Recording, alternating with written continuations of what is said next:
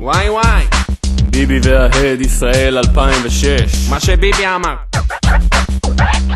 המדינה צריכה מנהיג חזק אבל לא לשלום. כל דבר שביבי יגיד אני פשוט ארשום. חלס, נמאס, חזק מול החמאס. בכוח זה נוח, לא חייבים מוח. עמונה, נחקור נמהומות, אסונה. נחקור, נברר, כל מה שביבי אומר. שוק תחרותי חופשי עכשיו ובעתיד. לא מבין בזה מה שברוורמן את יגיד. ירושלים לא נחלק, אתה צודק הפר, את הזרמת הכספים ננתק. שישאר להם רק ברע.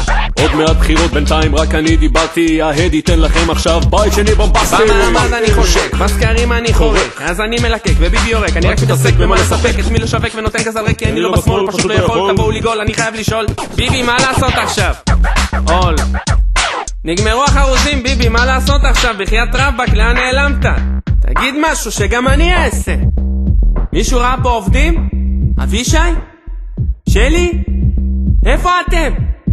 תעזרו לי, אני צריך אתכם. ביבי וההד ישראל 2006. ספקט. כשפרץ עסוק בלהיות הצל של ביבי ולהתחנף לבוחרי הימין, יש רק מפלגת שמאל אחת ששמה את האמת על השולחן ואת האדם במרכז. מרץ.